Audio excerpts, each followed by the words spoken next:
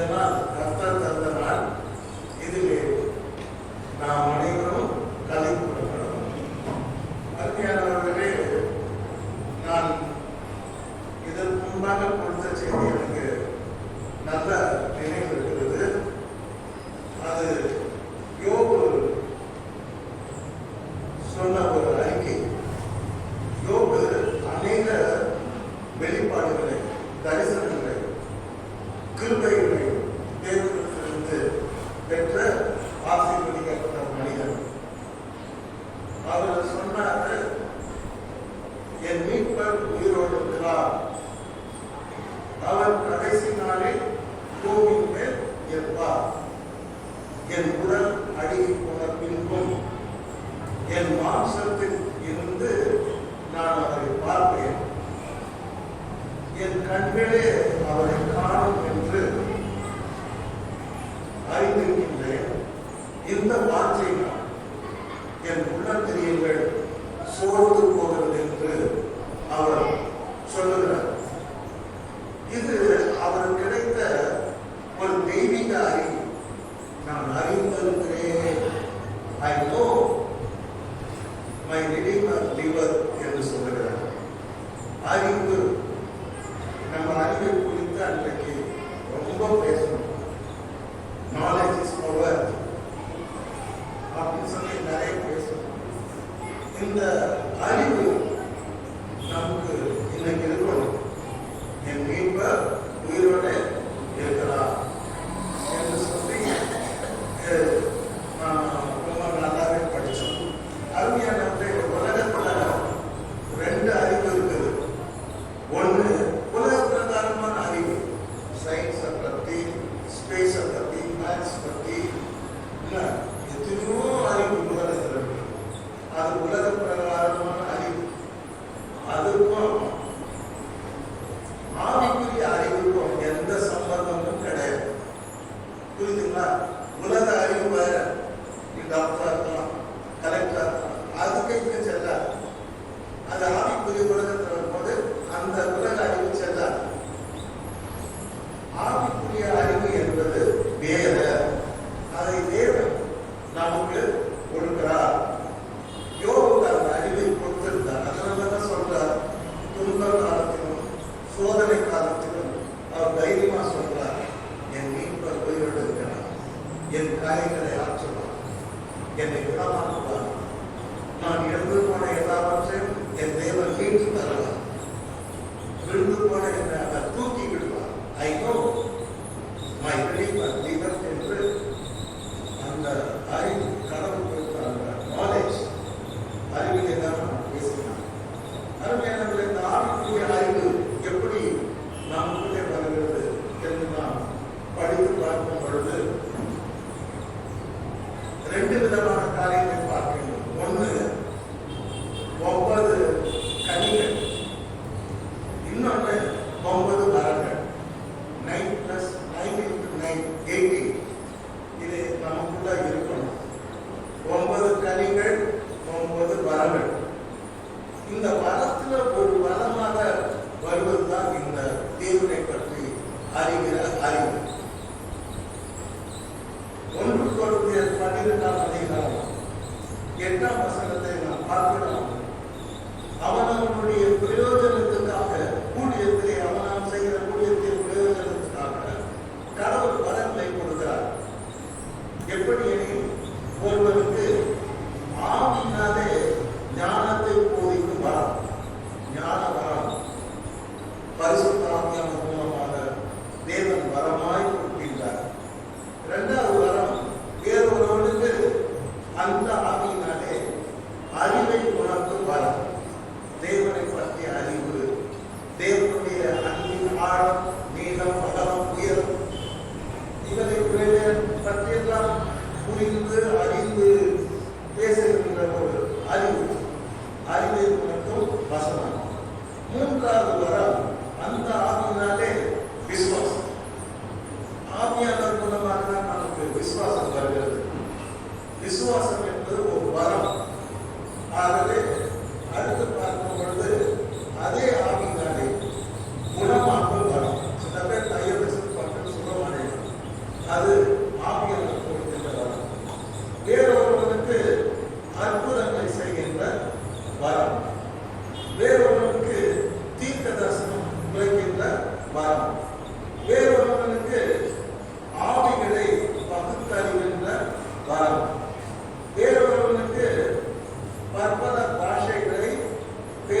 கொடுக்கிற வரம், வேறொருவருக்கு பாஷைகளை வியாக்கியானம் பண்ணுகின்ற வரம். இவைகள் எல்லாம் அந்த ஒரே ஆவியானவர் கொடுக்கிறார். இந்த 30 விதமான வரங்களையும் அந்த ஒரே ஆவியானவர் தான் கொடுக்கிறார் என்று நாம் பார்க்கிறோம்.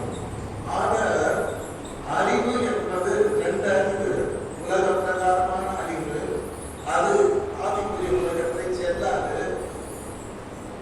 இந்த ஆவிக்குரிய ராஜ்யத்திலே ஆவிக்குரிய உலகத்தை வரும்பொழுது நமக்கு ஆவிக்குரிய அறிவு தேவை.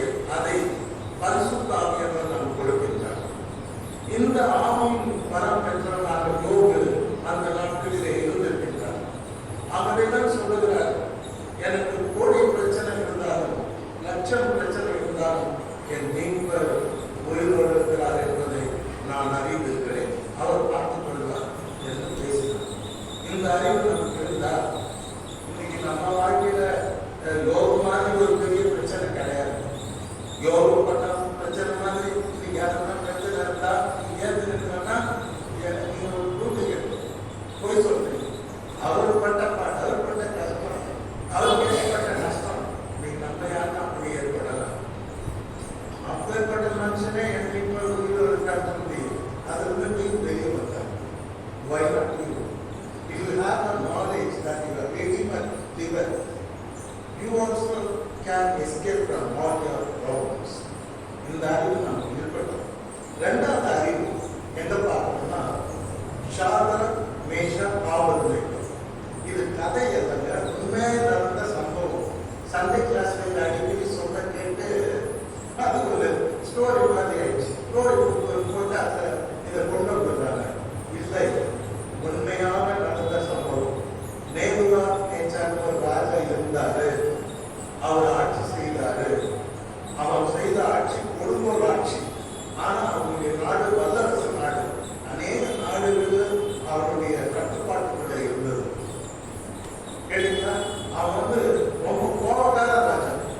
நேபுகாத்நேச்சார் சின்ன விஷயத்துக்கு கூட தப்பு பண்ண கொலை பண்ணி, கேட்டீங்களா, கொண்டு சிங்கைகளை போட்டணும், இல்ல அக்னியில போட்டணும், இல்ல கொலை பண்ணணும். ரொம்ப கோபக்கார நேபுகாத்நேச்சாருக்கு திடீர்னு ஒரு ஞானத்தை பறந்து என்ன பண்ணான்னா 60 முழம் உயரம். அப்பதான் முழம் அந்த இதாக அளவு பார்ப்பாங்க. 60 அடி முழம் உயரம், 60 முழம் உயரம் கொண்ட பொற்சிலை கொண்டாங்க.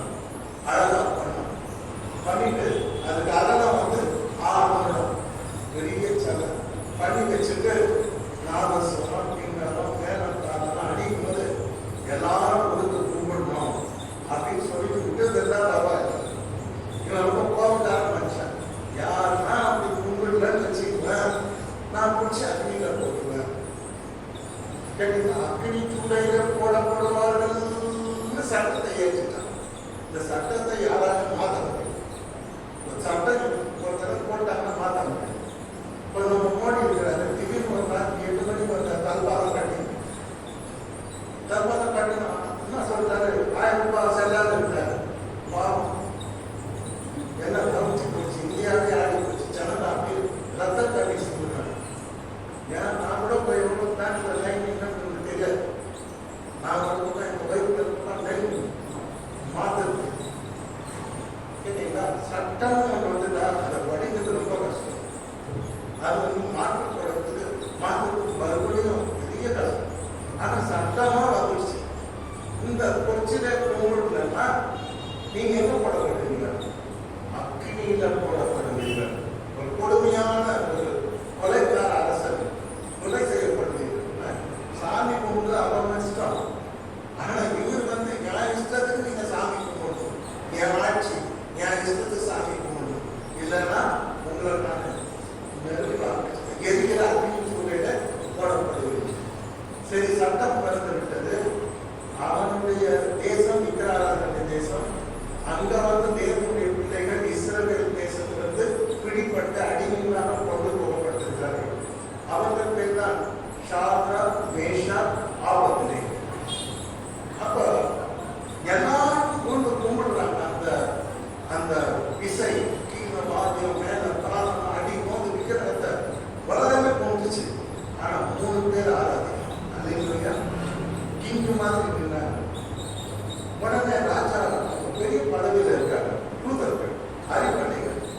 பெரிய பெரிய போஸ்ட் அரண்மனைக்கு வரைக்கிறாங்க.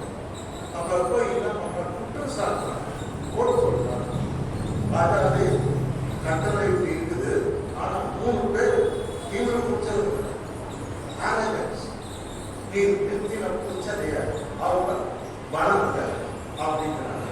நீங்க அவங்க பெரிய பதவியெல்லாம் கொடுத்து வச்சிருக்கீங்க. சரி கூப்பிடுவாங்க. அந்த ராஜா சொன்னாங்க, சாஸ்திரா மேஷன் காவல்லையோ பார்த்துட்டீங்கன்னா ராஜா கேட்கிறார், நான் 60 மாதம் பயணம் உள்ள போர்ச்சலை நான் நிறுத்திவிட்டேன். சட்டம் இயற்றப்பட்டிருக்கிறது, சட்டம் மாற்றப்படாது. அதை விழுந்து கும்பிடணும், இதெல்லாம் அப்படின்னு சொல்லியில போடப்படுவீர்கள், இது உங்களுக்கு தெரியுமான்னு கேட்கிறாரு. அவங்க சொல்றாங்க, எங்களுக்கு தெரியும். அப்ப ஏன் கும்பிடுறாங்க? அவங்க திருப்பி பதில் சொல்றாங்க. அதான் அந்த அறிவை குறித்து தான் இப்ப பேச போறாங்க. What kind of knowledge Shadrach, Meshach, Abednego had? என்ன விதமான அறிவு அவங்களுக்கு இருந்தது? தேவனை பற்றி அவங்க என்ன அறிஞ்சிருந்தாங்க அப்படின்னு தான் படிக்கணும். என்ன சொல்றாங்க, ராஜாவே இதை பத்தி உங்களுக்கு பதில் சொல்ல வேண்டிய அவசியம் எங்களுக்கு இல்லை. அல்லேலூயா. என்ன தைரியம் பாருங்க. இன்னைக்கு கிறிஸ்தவர்களுக்கு தைரியம் இருக்கு. தெருவுலன்னா இயேசுவே ஆண்டவர், இயேசுவே ரட்சகர், இன்றைக்கு ஆண்டவரே பரலோகத்தின் வழி, சத்தியம், ஜீவன் சொல்றதுக்கு இன்னைக்கு தைரியம் இல்லை. கிறிஸ்தவர்கள் வெட்கப்படலாம். ஆனா இவங்க அப்படி இல்லை. ராஜாவே உமக்கு இது தெரிந்திருக்க கடவுள், நாங்கள் ஆராதிக்கிற எங்கள் தேவன், நாங்கள் ஆராதிக்கிற எங்கள் தேவன்னா ஷாத்ராக், மேஷக், ஆபேத்நேகோவுடைய கேரக்டர் என்னன்னா, அவர் தேவனை இடைவிடாமல் ஆராதிக்கிறார்கள். அல்லேலூயா. சோ ஏனோ தானோ என்று ஆராதிக்கிறவர்களாக இந்த 3 பேருடைய கேரக்டர் உலகமே சொல்லலாம். அன்றைய உலகமே அவங்களை பத்தி சொல்றது என்னன்னா, அவங்க தேவனை ஆராதிக்கிறாங்க. They are worshiping God. They are worshippers of God. நாங்கள் ஆராதிக்கிறது என்ன மாதிரி பேசுறாங்க பாருங்க. நீங்க என்ன போய் சொல்றீங்க, நாங்கள் ஆராதிக்கிற தேவன் இந்த கடலிலிருந்து தப்பிக்க நல்லதாக இருக்கிறேன். நாங்கள் ஆராதிக்கிற தேவன் எங்களுக்கு சமாதானத்தை கொடுக்க வல்லவராக இருக்கிறார். நாங்கள் ஆராதிக்கிற தேவன் எங்களுக்கு வியாதியை குணமாக்க வல்லவராக இருக்கிறார். என்ன சொல்றீங்களா? எங்கள் ஆராதிக்கிற தேவன் எங்கள் எதிரியை 7 வழியாய் ஓடவிட வல்லவராக இருக்கிறார். நீங்க சொல்றீங்களா? Do you say, do you have that knowledge? First of all, they have that knowledge. நாங்கள் ஆராதிக்கிற எங்கள் தேவன். தேவனை ஆராதிக்கிறோம். தேவனை ஆராதிக்கிறவர்கள் மிக முக்கியமான மனிதர்கள். தேவனை ஆராதிக்கிறத நம்ம மிஸ் பண்ணக்கூடாது. நாங்கள் ஆராதிக்கிற எங்கள் தேவன் எங்களை தப்புவிக்க வல்லவராக இருக்கிறார். இன்னும் அறிவு பாருங்க. அறிவு பேசுது. என்ன பேசுது? இது ஆவிக்குரிய அறிவு. இது பேசுது. இந்த அறிவு இன்னைக்கு நமக்கு வேணும். இதை வேற மாதிரி விசுவாசம் கூட பேசலாம். இல்ல, இந்த அறிவு நல்ல ஒரு அறிவு. இந்த அறிவு பேசினா பேசுது. நாங்கள் ஆராதிக்கிற எங்கள் தேவன் எங்களை தப்பிக்க வல்லவராக இருக்கிறார். அவர் எரிக்கிற அக்கினி சூளைக்கும் ராஜாவாகிய உங்களுடைய கைக்கும் நீங்களாக்கி எங்களை விடுவிப்பார் என்றார். அல்லேலூயா. ராஜாவுக்கு பயப்படுது, சட்டத்துக்கு பயப்படுது, அல்லது சக மனிதனுக்கு பயப்படல. அன்றைய உலகத்துல நம்ம பயப்படல. முன்னேற்றம் நிற்கிறாங்க. ஆண்டவருக்காக என்ன சொல்றாங்க? அவங்க அறிக்கை பற்றி நாம் படிக்கும் பொழுது ஞானமுள்ள அறிக்கை, விவேகமுள்ள அறிக்கை, வீரமுள்ள அறிக்கை, விசுவாச அறிக்கை, விசுவாசமுள்ள அறிக்கை. எந்த சூழ்நிலையிலும் தேவன் பாதுகாக்கவும் தப்புவிக்கவும் விடுவிக்கவும் வல்லவராக இருக்கிறார். ராஜா கிட்ட கர்த்தருடைய வல்லமை குறித்து அவர் பேசினார். நாம் இன்றைக்கு உலக மக்களுக்கு தேவனுடைய வல்லமை குறித்து பேசுகிறோமா? அந்த வல்லமை பற்றிய அறிவு நமக்கு இருக்கிறதா? அந்த அறிவினால் நாம் நிரம்பி பரிசுத்த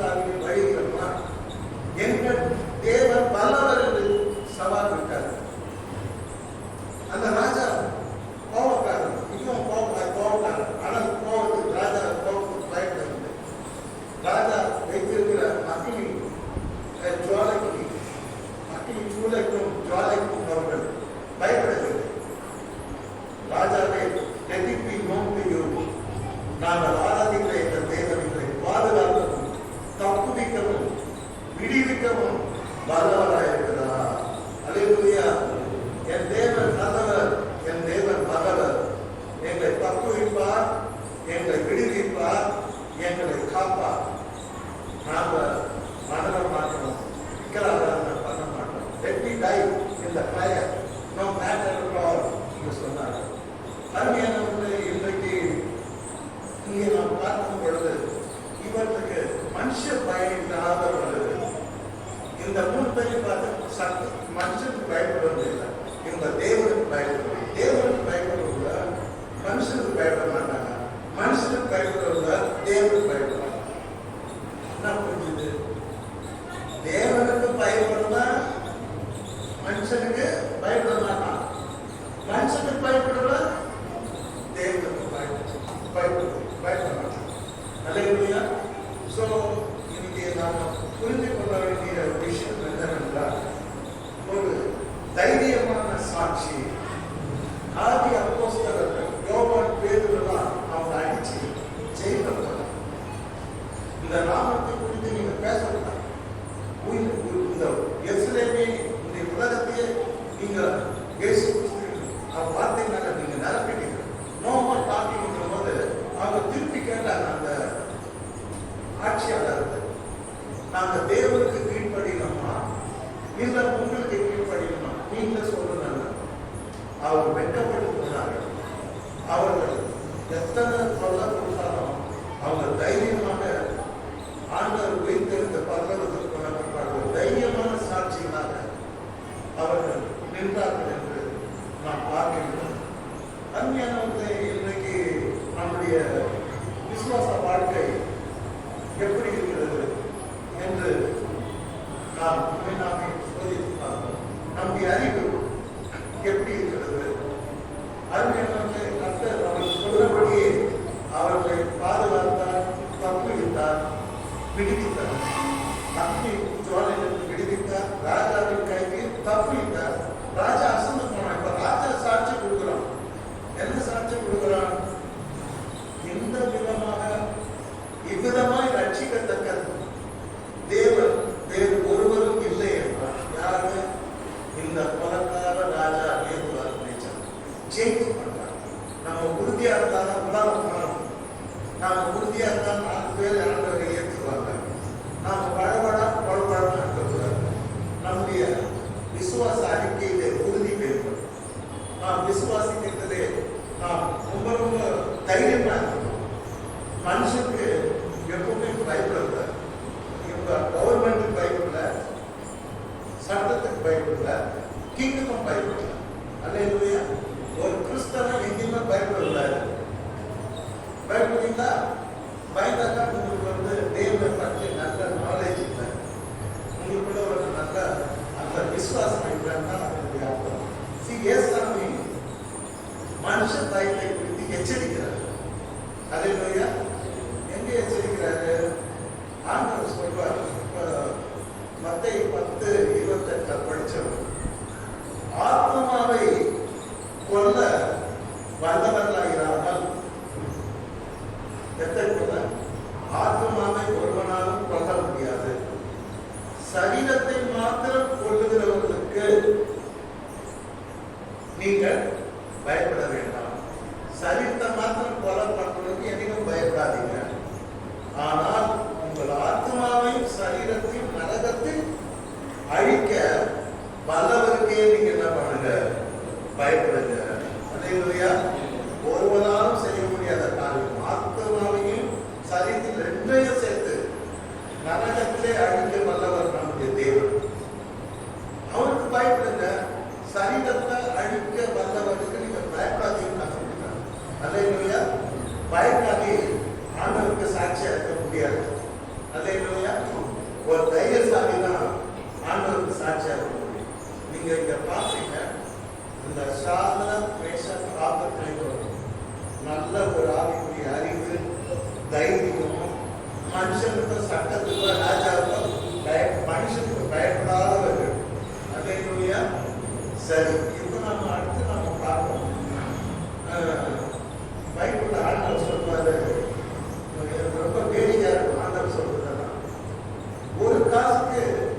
2 அடைக்கலான்னு குறிஞ்சி இருக்கிறார்கள் கேட்கிறாங்க. நீங்க பதில் சொல்லணும். ஒரு காசுக்கு எவ்வளவு அடைக்கலான்னு குறிஞ்சி 2. இப்ப நான் சின்ன பையனா இருக்கும்போது பார்த்துருக்கேன். காடை, கௌதாரி, உள்ளா இதெல்லாம் பிடிச்சி வந்து நிற்பாங்க. ஏன் என் வீட்டு பக்கம் ஒரு முருங்கை வளர்க்கணும், சிட்டுக்குருவிலாம் கொஞ்சம் நடந்தா வரும். ஒரு பக்கம் பார்த்தா பச்சை கிளியெல்லாம் வரும். எல்லாம் ஓடி போச்சு. ஏன்னா மனுஷன் போய் அதுங்க இடத்தான் பிடிச்சிக்கலாம். அதுங்க இடத்துல அதுக்கு அழுத்துக்கு இடம் இல்லை. அதுக்கு விவாத யானை வந்தது நியூஸ் கட்டாங்க. ஏன்னா யானை காரணம் அழிச்சிக்கமா பிடிச்சிக்கலாம் மனுஷன். அது எங்க போறது தரல. அது இடம் அது தருது. சில பேர் என் வீட்டில் பாம்பு வருது. ஏன் வருது? அது இடத்த நீ பிடிச்சிட்டு இருக்கிற. அதுதான் மேட்டர். இப்போ ஆண்டவர் பார்த்து சொல்றாரு, அந்த காலத்தில் புரிவு செஞ்சுக்கிறாங்க. ஆண்டவர் எந்த கவனிச்சிருக்காரு. ஆண்டவர் எல்லாத்தையும் கவனிப்பாரு. எனக்கு சிரிப்புலாம் வருது. ஒரு காசுக்கு எவ்வளவு கொடுக்குறாங்கன்னா 2 அடைக்கலாம். அதுக்கு திருப்பி சொல்றாங்க,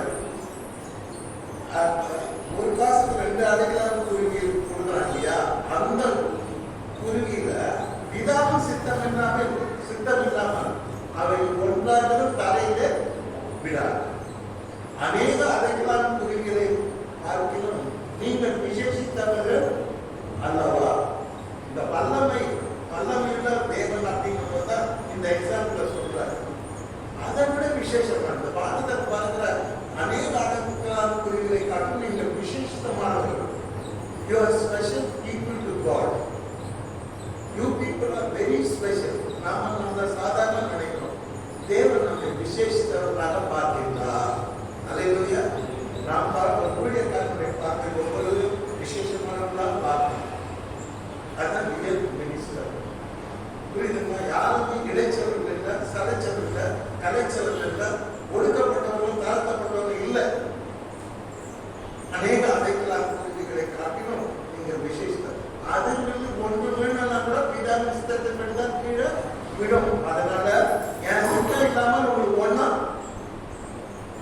அது கூட தெரியா நடக்காது. சித்தம் இல்லாமல் ஒன்னா இந்த யாருக்கும் ஒன்றும் நடக்காது. தைரியமா போகும். 6வது தலையை நின்று போகணும், தலையை குஞ்சிக்கிட்டு போகணும். அவன் சித்தம் எல்லாமே எனக்கு ஒன்றா நடக்காது. என் மேல ஒருத்தர் கை போட முடியாது. அவங்க அப்படிதான் இருந்தார். என் ஒருவனும் கை போடுவதில்லை. யோசுவா கர்த்தர் அப்படிதான் சொன்னார். ஒருவனும் உயிரோடு நான் ஒருவனும் எதிர்த்து நிற்பது இல்லை. பயம் வித்தியோ அருமையானவர்களே, பிதாவின் சித்தம் இல்லாமல் நம்முடைய வாழ்க்கை எதுவுமே தரையிடவில்லை. அப்படி எதுவும் விழுந்துட்டா பிதாவின் சித்தப்படி விழுந்து எது அதாவது சரி பண்ணு. திரும்பி பாருங்க. ஆண்டவர்கள் திரும்பி புரிவிக்க இந்த பாருங்க. எனக்கு ரொம்ப சிரிப்பா இருக்கு. ஆண்டவர் இதெல்லாம் பாருங்க பாருங்க. 2 காசுக்கு 5 அடைக்கலான்னு இருக்கிறார்கள் அல்லவா? ஒரு காசுக்கு 2. இப்ப 2 காசு கொடுத்தா 1 நேரம் கொடுக்குறோம். அதெல்லாம் கவனிச்சிருக்காரு ஆண்டவர். 2 காசுக்கு 5 அடைக்கலான்னு குருவிகளை விற்கிறார்கள் அல்லவா? இது நூறாவது. அது மத்திய இது. அவைகளில் ஒன்றாகிலும் தேவனால் மறக்கப்படுவதில்லை. அல்லேலூயா. 2 காசு 5 குருவிக்கிறான். அவைக்கு ஒன்றாகிலும் ஒரு குருவியை கூட தேவன் மறக்க மாட்டேங்கிறார். சொல்லிட்டு என்ன சொல்றாரு? இவைகளை காட்டிலும் நீங்கள் விசேஷித்தா உங்களை நான் மறப்பேனா? அதுக்கு நான் மனுஷனுக்கு பயப்படாதீங்க. ஆத்மாவையும் சரீரத்தையும் நரகத்திலே அழிக்க வல்லவராகிய பயப்படுங்க. என் சிந்தை இல்லாமல் உங்களுக்கு ஒன்றும் நடக்காது. நான் உங்களை மறக்க மாட்டேன். அல்லேலூயா. மறக்காத ஆண்டவர், மறவாத அன்பு. உலக அன்பு மறந்துடுது. எப்படியோ வாழ்க்கை அன்பு, எப்படியோ பேசின அன்பதான் மாறிடும். ஆனால் நம்மளை என்னைக்கும் மறக்காத அந்த அன்பு இன்னைக்கு நமக்காக காத்து. இந்த ஆண்டவர் தான் சொல்லிக் கொடுக்கிறாரு. Warning to his children, to his disciples, to his people, not to fear the man. மனுஷனுக்கு பயப்படாத. எச்சரிக்கை சொல்றாரு. நீங்க நிறைய மனுஷனுக்கு பயப்படுற பயம் என்ன வருகிறோம்? அது புரியாதா? நீங்க சொல்லுங்க. மனுஷனுக்கு பயப்படுற பயம் என்ன தவறுங்க? நீங்க சொல்லுங்க. பைபிள் படிக்கிறது, பைபிள் தெரியல. கண்ணீர் வருகிறோம். கண்ணீர்னா என்ன? வலை போட்டா மீன் மாட்டிக்கும், வலை போட்டா குருவிங்க மாட்டிக்கும், வலை போட்டா மாடு மாட்டிக்கும், வலை போட்டா எல்லாம் போய் மாட்டிக்கும். இப்போ மனுஷனுக்கு லைஃப் வாழ வாழ நம்ம ஏதாவது ஒரு வலை போய் மாட்டிக்கும். ப்ளீஸ் நீங்க சொல்ற கர்த்தரே சொல்லிக் கொடுக்குறாரு, எச்சரிக்கிறாரு. மனுஷனுக்கு பயப்படாது, அதே மாதிரி மனுஷனுக்கு பயப்படாது. முக்கியமான விஷயத்தை வச்சாங்க, மனுஷனோட மனுஷன் சீக்கிரமா பயப்படுது. புரியுதுன்னா அவங்களுக்கு வீட்டில் நினைச்சிட்டு போயிருக்கு. மனுஷன் தான் dangerous. அவுத்துருவாங்க. They have no power. So என்ன சொல்ல வராருன்னா அந்த தைரியம், இந்த சாதனத்தை காப்பது அவன் பின்னாடி பேசுறாங்க. எங்கள் தேவனை தப்புவிக்க வல்லவர். ராஜாவை உடைய கைக்கும் பொருளாதார போட்டு பணக்காரன் ராஜாவை உடைய கைக்கும் எரிகிற அப்படின்னு சொல்லிடும். எங்கள் தேவனை தப்புவிக்க வல்லவர். எஸ், என தேவன் இதை மறக்க மாட்டாங்க. இதை விடாம நாங்கள் அவரை ஆராதிக்கிறோம், அவரை இதை மறக்க மாட்டாங்க. அவருடைய சித்தம் இல்லாம நான் போய் இடத்துல விழுந்துடலாம், அவருக்கு கைவிடலாம் சொல்லி அவர் கொடுத்த தைரியமான சாட்சி காரணம் என்னன்னா அவருக்கு இருந்த ஒரு ஆவிக்குரிய அறிவு. இன்னைக்கு இந்த ஆவிக்குரிய அறிவு நமக்கு இருக்குதா? மனுஷனுக்கு பயப்படக்கூடாது, தேவனுக்கு தான் பயப்படணுன்ற அந்த ஆவிக்குரிய அறிவு நமக்கு இருக்கும். அல்லேலூயா. காரணம் மனுஷனுக்கு பயப்படுறீங்களா? உங்களுக்கு வந்த செய்தி. அல்லேலூயா. கர்த்தருடைய ஆசீர்வதிப்பாராக. அருமையானவர்களே, பவுலை நாம் பார்க்கின்றோம். 2 தீமோத்தேயு புத்தகம் 11ஆம் அதிகாரம் 12ஆம் வசனத்திலே பவுல் சொல்லுகிறார், தீமோத்தேயுக்கு எழுதுகிறார், இது நிமித்தம் நான் இந்த பாடுகளையும் அனுபவித்தேன், ஆயினும் நான் வெட்கப்படுவதில்லை. ஏனென்றால் நான் விசுவாசித்திருக்கிறவர் இன்னார் என்று அறிவே. நான் அவரிடத்தில் ஒப்புக் கொடுப்பதை அவர் அண்ணா வரைக்கும் காத்துக்கொள்ள வல்லவராயிருக்கிறார் என்று நிச்சயித்திருக்கிறேன். பாருங்க, ஒரு அறிவு பேசுது. என்ன பேசுது? அறிவு தான் பேசுறேன். அறிவு இருந்தால்தான் பேசுவோம். அறிவாளி கேள்வி கேட்போம், அறிவாளி பேசுவோம். என்ன இங்க பாருங்க, ஒரு ஆவிக்குரிய அறிவு பேசுது. என்ன பேசுது? அதாவது ஜீவனையும் அழியாமையையும் அளிக்கும் சுவிசேஷத்தை நான் அந்த ஜீவனையும் அழியாமையும் அளிக்கும் சுவிசேஷத்தை நான் பிரசங்கியாகவும் அப்போஸ்தலனாகவும் போதகனாகவும் நான் நியமிக்கப்பட்டேன். தேவன் என்னை நியமித்தார். எதுக்கு? அழியாமையும் ஜீவனையும் அளிக்கும் அந்த மகிமையின் சுவிசேஷத்துக்கு பிரசங்கியாக, போதகனாக, அப்போஸ்தலனாக தேவன் என்னை நியமித்தார். இதனால எனக்கு பல பிரச்சனைகள் வருகிறது, உபத்திரம் வருகிறது, பாடுகள் வருகிறது, துன்பங்கள் வருகிறது, அடி வருகிறது, உதை வருகிறது, தூஷணங்கள் வருகிறது, அவமானங்கள் வருகிறது, சிறை வருகிறது. என்ன எல்லாம் வருது. ஆனாலும் இதிலிருந்தான் நான் இந்த பாடுகளை அனுபவிக்கிறேன், ஆயினும் நான் வெட்கப்பட்டு போவதில்லை என்று நான் வெட்கப்பட்டு போவதில்லை. ஏனென்றால் நான் விசுவாசித்திருக்கிறவர் இன்னார் என்று அறிந்திருக்கிறேன். அல்லேலூயா. இந்த வசனத்துக்கு நீங்க எழுத வேண்டிய ஒரு விஷயம் என்னன்னா, நான் விசுவாசித்திருக்கிறவர் இன்னார் என்று அறிந்திருக்கிறேன். I know whom I believe. அல்லேலூயா. அல்லேலூயா. தெரியுமா? அப்படிதான் பேசணும். ஒரு கிறிஸ்தவன் இப்படிதான் பேசணும். அல்லேலூயா. நான் விசுவாசத்தில் இன்னார் என்று அறிந்திருக்கிறேன். இயேசு என்னை கைவிட மாட்டார். கடல் புயல் வரையும், கடல் காற்று வரையும் இயேசு என்னை கைவிட மாட்டார். இயேசு என்னை கைவிடவில்லை. கடல் புயல் வந்தது, கடல் காற்று வந்தது, இயேசு என்னை கைவிடவில்லை. This is the knowledge of God. விசுவாசிக்கிற இன்னாருக்கு அறிந்திருக்கிறேன். I know. அவர் தான் என்னை பிரசங்கியாக அப்போஸ்தலனாக அவர் என்னை அழைத்திருக்கிறார். போதகனாக என்னை அழைத்திருக்கிறார். அவர் என்னை நான் வெட்கப்பட்டு போகும்படி அவர் செய்ய மாட்டார். அல்லேலூயா. என்னை அழைத்தவர் உண்மை உள்ளவர். நான் வெட்கப்பட்டு போகும்படி அவர் செய்ய மாட்டார். நான் என்னை அவரிடத்திலே ஒப்பு கொடுத்து என்னை கடைசி வரைக்கும் காக்காமல் வல்லவராக. அல்லேலூயா. அப்படியே அவனை காத்தார். அவன் பட்ட பாடுகள், அவன் கிராஸ் பண்ண வேஸ், அவன் ஏற்பட்ட கப்பல் விபத்துகள், பயண விபத்துகள், ஆபத்துகள், சிறைகள், அரசாங்க எதிர்ப்பு, எல்லாத்தையும் நான் ஜெயிச்சான். அவனுக்குள்ள ஒரு பெரிய விசுவாசம்.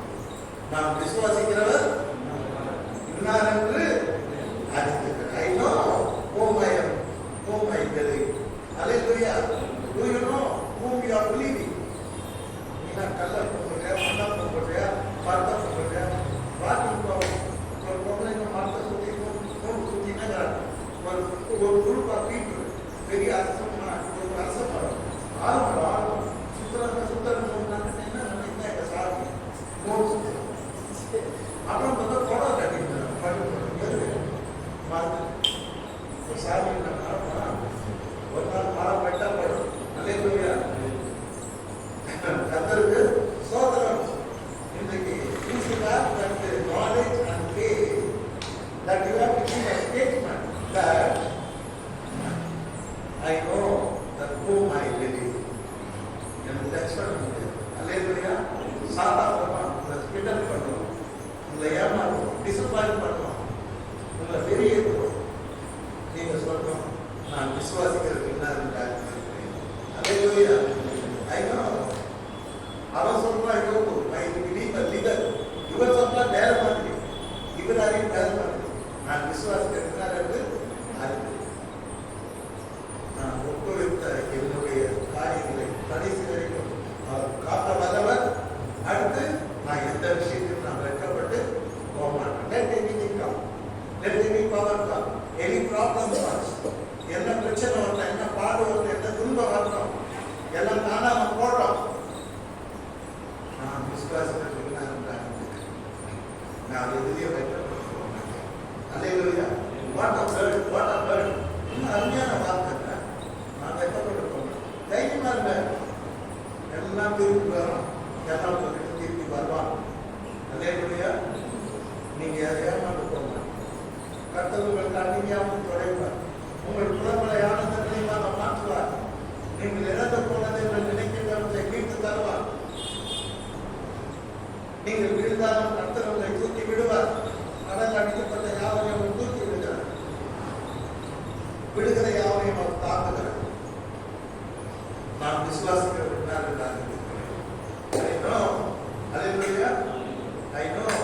நான் விசுவாசிக்கிறேன் என்று சந்தோஷமா சொல்றேன். எங்கன்னா போயின்னா இந்த மாதிரி பிரச்சனை உங்க வீட்டுல அப்படின்னா உடனே நீங்க கைது. நான் விசுவாசிக்கிறேன். அவர் பார்ப்பார், அவர் செய்வார். அடிக்கடி சொல்றேன். கேஸ் அம்மா என்ன சொல்றாங்க, நான் கல்யாணம் ராஜ்யதாசன் பஸ்க்கு எல்லாரும் அவங்க கிட்ட இருக்காங்க. அவங்க அம்மா நல்லா பொண்ணு உடைச்சாங்க. ஏன் யார் வாங்க அவர்கிட்ட போங்க. அவர் என்ன சொல்றாரா,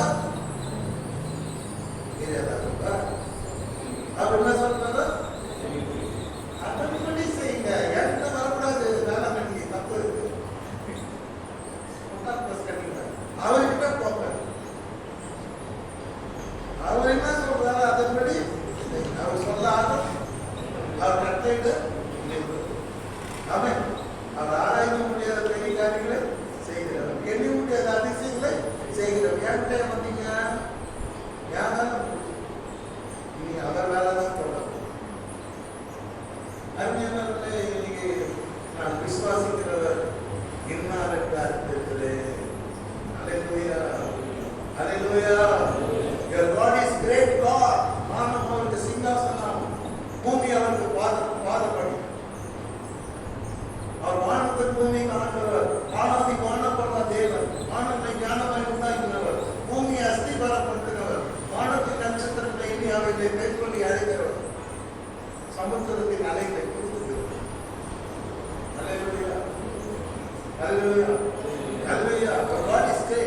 நான் தேவன் பெரியவர், நல்லவர், வல்லவர், பரிசுத்தவர், மாறாதவர், அன்பு நிறைந்தவர், கிருபை நிறைந்தவர், மனதுருக்கம் உள்ளவர், தயவுள்ளவர், தீங்குக்கு மனஸ்தாபப்படுவர், இரக்கமும் உருக்கமும் நீதி சாந்தமும் பொறுமையும் மகாதேவம் அல்லேலூயா.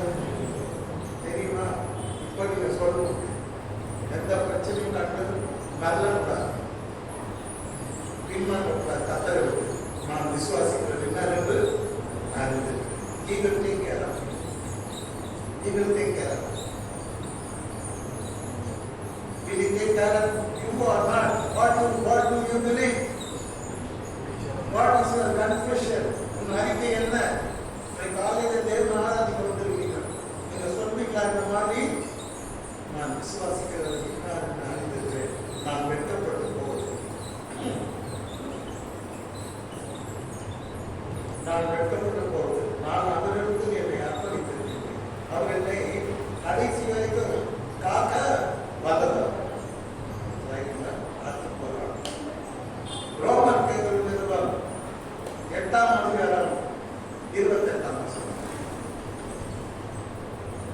அன்றியும் அவருடைய தீர்மானத்தின்படி அழைக்கப்பட்டவர்களாய் தேவனுக்கு அன்பு கூறுகிறவர்களுக்கு சகலமும் நன்மைக்கு ஏதுவாக நடக்கிறது என்று அறிந்திருக்கிறோம். அல்லேலூயா. தூங்கணும்னா தூங்கினே அல்லேலூயா சொல்லுங்க. அல்லேலூயா, அல்லேலூயா,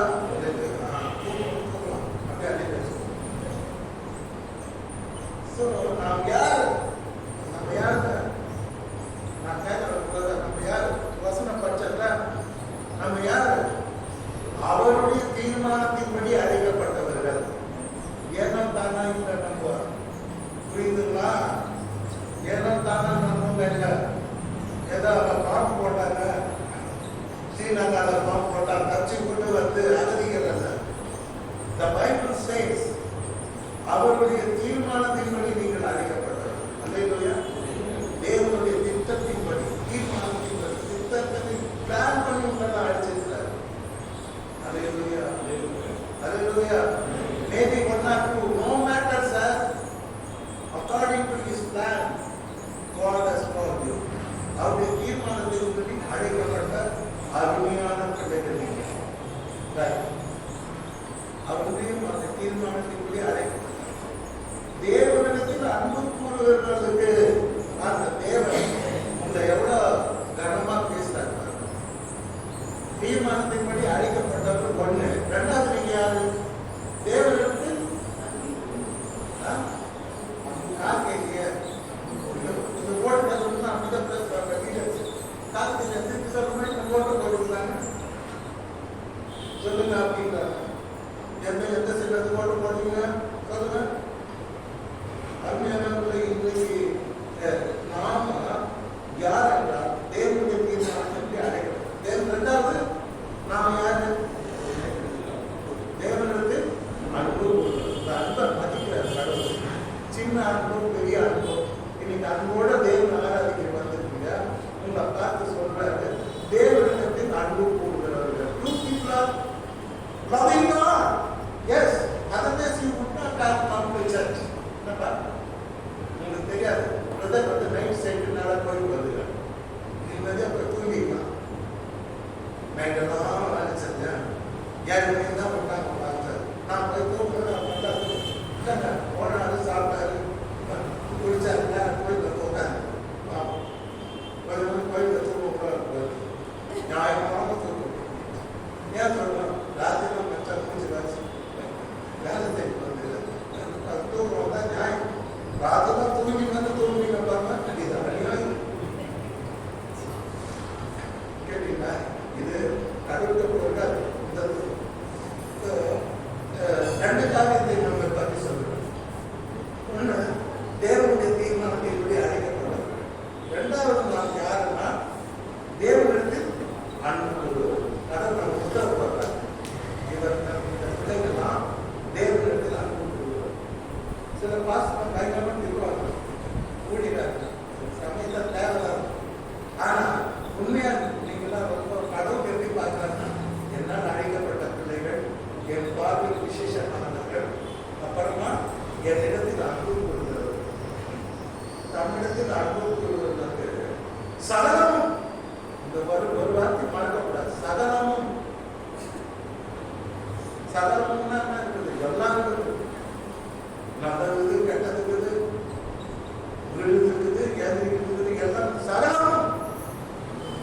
யார் பத்தி பேசுறாரு? தேவனால் தீர்மானத்திற்கு அழைக்கப்பட்டவர்கள், தேவனுக்கு அனுபவப்படுவதற்கு சகலமும் இப்பதான் சொல்ல போறேன், நன்மைக்கு எதிராக நடக்கும். அதே இல்லையா? தேவனால் அழைக்கப்பட்டிருந்தால், தேவனுக்கு நீ அன்பு கூறுகிற பிள்ளையா இருந்தால், உன் வாழ்க்கையில் நடக்கிற எல்லாமே உன் நன்மைக்காக தான் நடக்குது. அதே இல்லையா? பத்துவீங்களா வந்து மாட்டிக்கலாம். என்ன பாஸ்டர், புரியுதிய பாஸ்டர், பின்னால புரியும். முன்னால புரியாது, பின்னால புரியும். சகலம் என் வாழ்க்கையில் நடந்ததெல்லாம் நன்மைக்கு தான் நடக்கும். பக்கத்து வீட்டுக்கார சண்டை பார்த்தாக்கா மாதாட்டம் நினைத்து மேலே ஏறிக்க நான் சண்டை போடுறேன். அம்மா கிட்ட சொல்லுவேன், இந்த மாதிரி மாதாட்டம் ஏன் மாதாட்டம் கட்சியில் 10 மணி பதிய திருநெல்வேலி ஊருக்கு திருநெல்வேலி ராஜாவை கேட்டேன்.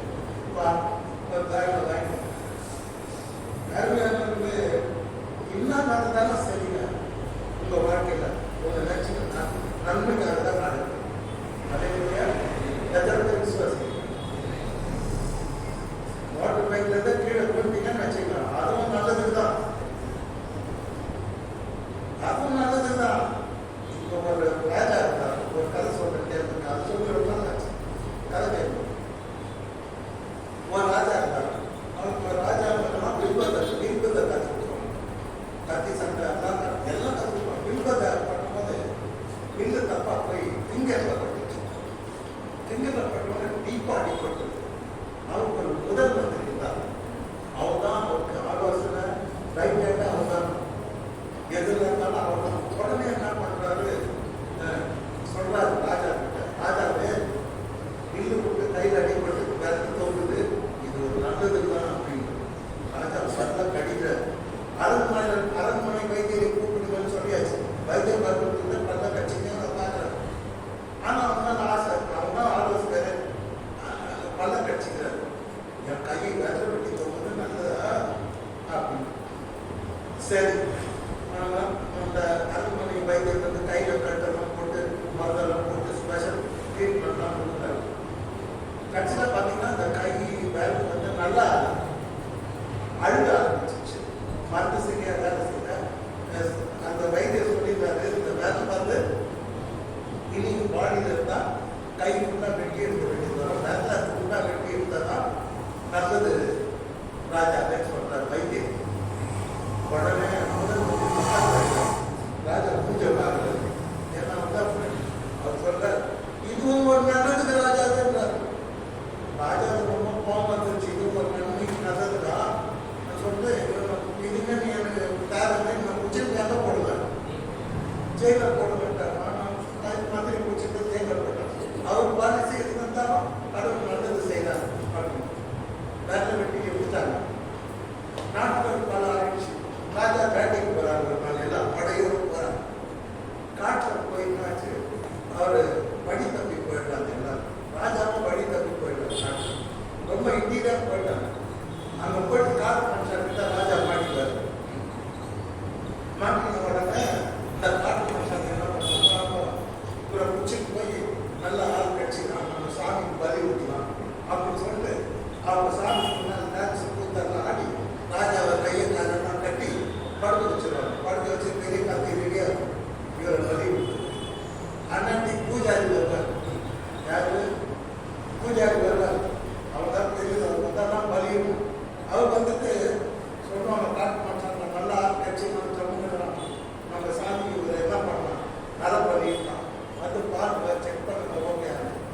அவர் பார்ப்பாரு, பாடி எல்லாம் பார்த்துனே வந்து திடீர்னு சொல்லிட்டு வர அந்த பூஜாரி, இவன் பண்ணிட்டு லாய்க்கு இல்லாத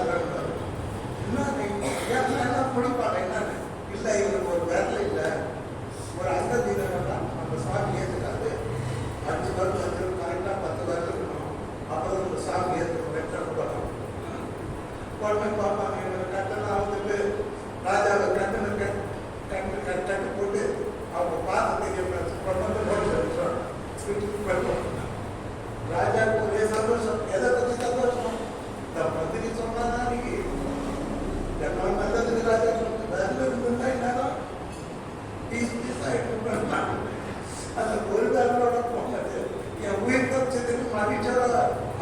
நினைச்சுக்கிட்டே போறோம். யாரும் நினைச்சுக்கீங்க? முதல் மந்திரி ஆலோசனை நினைச்சீங்க அரண்மனைக்கு போயிட்டாங்க. போயிட்ட பிற்பாடு முதல் செய்த வேலை அந்த மந்திரியை விடுதலையாக சொல்றாங்க. விடுதலையாக்கி கொண்டாடுறாங்க. அப்பா அவர் எல்லாத்தையும் சொல்றாரு, நடந்ததுன்னு சொன்னேன், ஆனா அதே மாதிரி இந்த விஷயம்லாம் நடந்ததுன்னு சொல்றாரு. ஆனா ஒரு விஷயம் நான் சொல்ல பார்க்கல. ராஜா இவரை சிறை காட்டுவார். சிறை காட்டும் போது அவங்க ஒரு வார்த்தை போவாங்க, இதுவும் நல்லதுக்கு தான் ராஜாவே, கொஞ்ச நாள் சிறையிலே இருக்கு. அப்ப ராஜா கேட்பாரு, என்ன காரியத்தை நீ சொன்னதெல்லாம் நடந்தது, உன்னை ஜெயில போட்டேன், அது ஏன் நல்லதுக்கு சொன்னேன்னு கேட்டாரு. அப்ப சொல்வா, நீ எங்க போனாலும் நான் தான் போனாலும் ஜோடி இல்லை, அதெல்லாம் பார்த்து சரியா போட்டு என்ன போட்டு அதனால சிறையில இருந்ததுனால நான் போச்சுக்கிறேன். அந்த மாதிரி சில காரியங்கள் நமக்கு வாழ்க்கையில் நடக்கும்போது நமக்கு புரியும், இவ்வளோ பெரிய விஷயமா என் வாழ்க்கையில் நடக்குது, நான் என்ன பண்ணணும்னு நினைக்கிறோம், மறந்துடுங்க, கடவுள் சித்தப்படி நடக்குது, நான் தெரியாம சொல்லிட்டாரு, சகலமும் நன்மைக்கு ஏதுவாக நடக்கிறது. அல்லேலூயா. Be happy. Whatever the problem may be, whether it is disease or enemy or death or whatever, எந்த பிரச்சனையா இருந்தாலும் உன் நன்மைக்கு ஏதுவாக தேவை செய்யும். அல்லேலூயா. தீமையே உனக்கு என்னவா மாறிடும்? நன்மையா மாறிடும். அல்லேலூயா. ஒரு பாட்டு மாத்திரம் பாடுங்க, பாட்டு பாடுற லெவலில் நான் இல்லை, இருந்தாலும் இந்த பாட்டு எனக்கு ரொம்ப பிடிக்கும். இந்த பாட்டு என்ன சொல்றதுன்னா, தீமையான அனைத்தையும் தேவன் நமக்கு நன்மையாக மாற்றும். தீமை கூட நன்மையாக தேவன் மாற்றுவார். அப்ப இன்னைக்கு நமக்கு எது தீமையா தெரியுதோ அதுவே நாளைக்கு நமக்கு நல்லது தெரியும். அல்லேலூயா. எது விஷயம் அப்படி தெரியுது.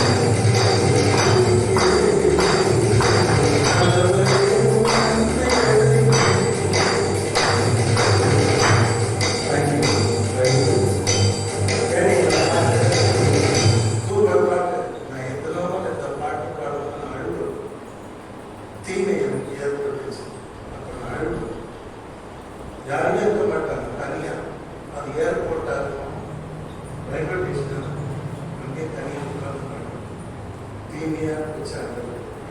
அதுவே இருக்கு நன்மை ஆயிடுச்சு. Hallelujah. Hallelujah. So please, உங்களுக்கு ஏற்பட்ட தீமை நீங்க அலுவலகம் தெரியும், இதுவே உங்களுக்கு நன்மையாகும். Hallelujah. So நன்றி நன்றி. தீமையான அனைத்தையும் நன்மையாக கர்த்தர் மாற்றுவார். நான் விசுவாசிக்கிறேன் அப்படின்னா என்று இந்த தீமையை தேவன் எனக்கு நன்மையாக மாற்ற அஞ்ஞானத்தை நீங்க நமக்கு இந்த அறிவு, இந்த ஆவிக்குரிய அறிவு தேவை. ஸோ இப்போ மூணு அறிவு. ஒன்று, என் வீட்டில் உயிரோடு இருக்கிற அறிவு.